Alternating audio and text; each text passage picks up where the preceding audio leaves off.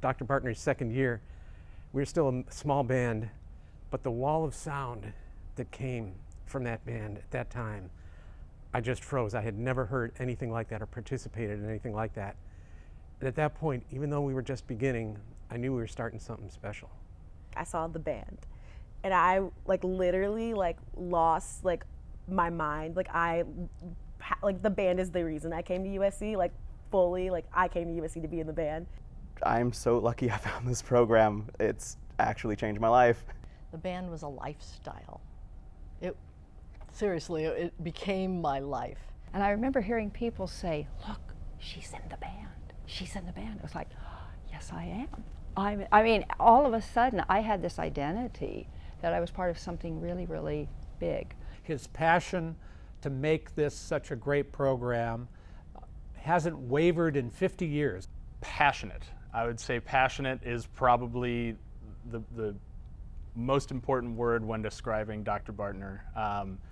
He has passion for basically every single thing that he does, and it gets just turned up to 10 once he's on the ladder and he's got that whistle around his neck. And as he's walking away, the quads just start playing tribute as he's walking away. And I had no idea what was going on. I was just trying to follow along. And then I think that is a good first impression, because it shows the level of respect that, everyone has for him in the band. Even being here for one short season, you come to learn that a lot of the band is Dr. Bartner. They're one and the same. You can't have one without the other. Dr. Bartner is Dr. Bartner. there are no sides to Dr. Bartner. He is who he is. He is the man on the ladder.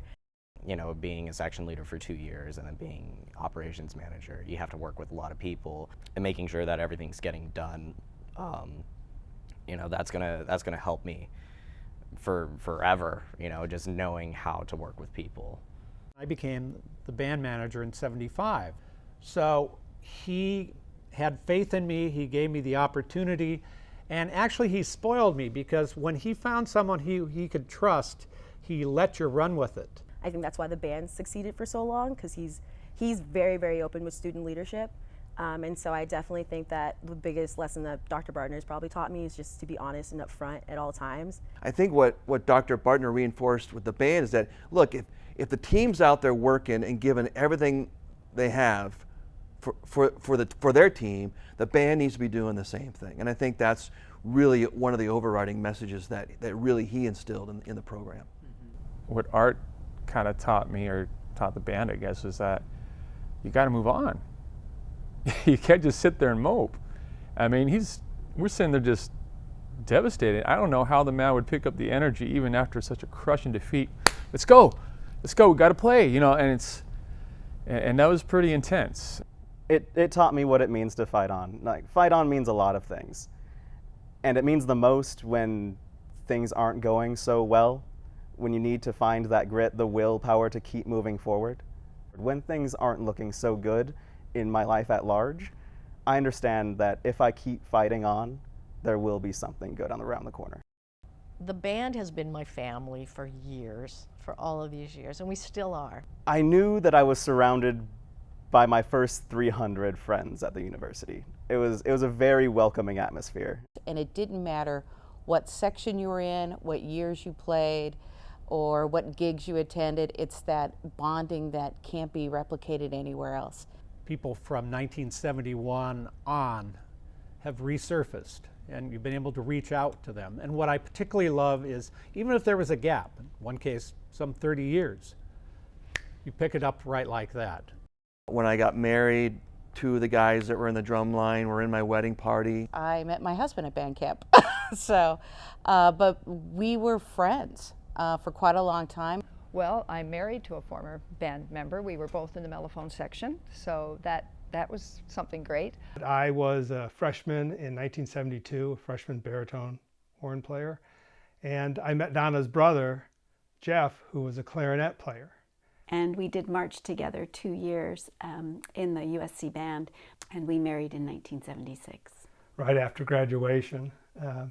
And we started our family, and of course we were big USC band supporters. He was a trumpet player, and he got him into the band, and lo and behold, when he was a junior, he became the drum major, which was something pretty special for somebody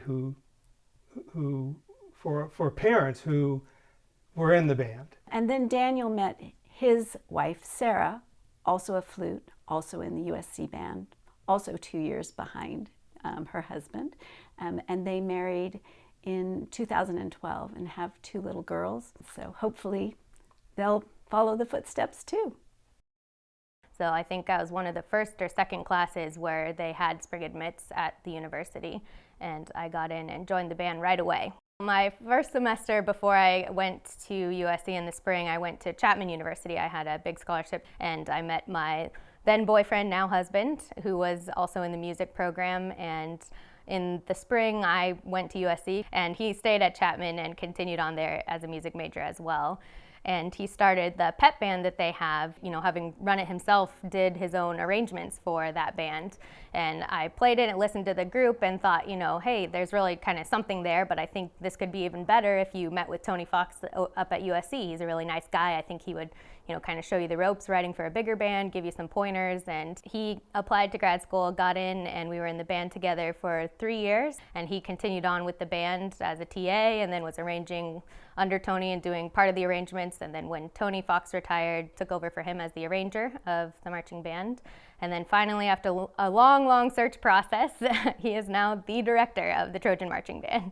Ladies and gentlemen, please welcome the director of the Trojan Marching Band, my husband, Jacob Vogel.